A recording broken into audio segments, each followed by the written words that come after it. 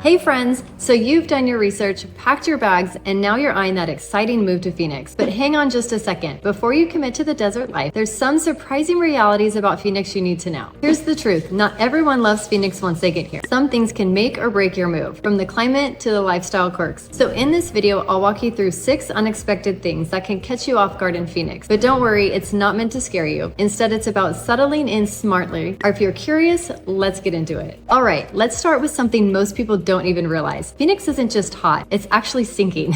Yes, you heard that. Scientists call this land subsidence. It happens when decades of groundwater pumping cause the earth to compact and drop. So is the city collapsing tomorrow? No. But if you're looking at homes on the far edges of Phoenix, it's something to keep in mind. And if that doesn't surprise you, wait until you see what happens when the sky turns brown. Phoenix is famous for its haboobs. And no, I'm not joking, that is the real word. These massive walls of dust roll in and out of nowhere and can turn a clear day into a sandstorm in minutes. When they hit, air quality often jumps into the hazard range, above 300 on the EPA's air quality index, which usually tops around 500. That's pretty dangerous, especially if you have asthma or allergies. The state isn't ignoring it. Arizona built the nation's first dust detection and warning system on I-10. So it uses radars and cameras and electronic science to slow traffic automatically. Maricopa County also enforces dust control rules at construction sites to reduce blowing dirt. So while storms aren't going away, Phoenix is leading the way in safety measures. Ever heard of valley fever? So if you're not from here, probably not. It's a lung infection caused by fungal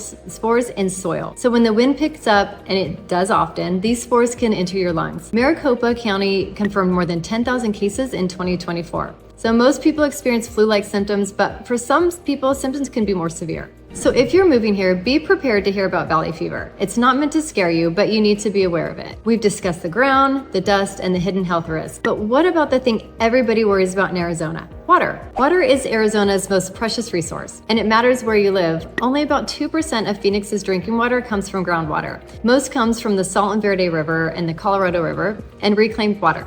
But outside the city, developers and private companies sometimes pursue water transfers from more rural areas, which has sparked some controversy. So that's why the state now blocks new subdivisions and rely only on unallocated water. The good news, Phoenix just received $179 million in federal funding to build a new advanced water purification plant. So it'll be enough to supply water for about 40,000 families. So your tap isn't drying up, but where you buy a home could matter in this ongoing water debate. But here's the thing, even if you've got plenty of water to drink, you'll still be sweating at night. Everyone knows Phoenix is hot, but what shocks newcomers is the summer nighttime heat. So during the summer, the city holds on to warmth after sunset, thanks to the urban heat island effect.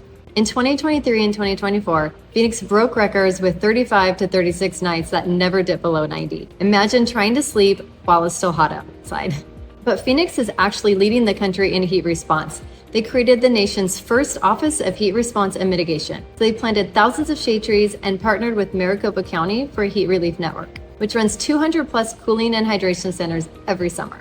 The heat is brutal, but Phoenix is working harder than most cities to help people cope. And finally, let's talk about something you won't feel on your skin or see in the sky. It's about the people. Finally, let's talk about people. Phoenix can feel a little transient at first. The metro grew by about 85,000 people between 2023 and 2024, roughly 233 new residents daily. That's exciting, but neighborhoods can feel like they're always starting fresh. So if you're moving here, you'll want to be intentional and building relationships and plugging into your neighborhood. The community is here, you just have to help create it. Are you thinking about relocating to Phoenix? So I've got just the thing for you. My team and I have taken the time to create the ultimate relocation guide, which is meant to save you hours of research. I've linked it below. From top employers to the best hospitals and a boatload of other things you might need to know before moving. So just click the link in the description in the top pinned comment. I hope that helps. So there you have it. 6 reasons you might not survive living in Phoenix. It's a lot to take in, from the sinking ground to the nonstop heat, dust storms, and politics of water supply. But here's the thing, Phoenix isn't ignoring these challenges. In fact, the city is pioneering solutions that other places are just watching closely. As for many people, the trade-offs are worth it. If you want to see the other side of the story, the opportunities that balance out these challenges, check out my video on the 9 huge developments transforming Phoenix right now. Thanks for watching. I'll see you next week.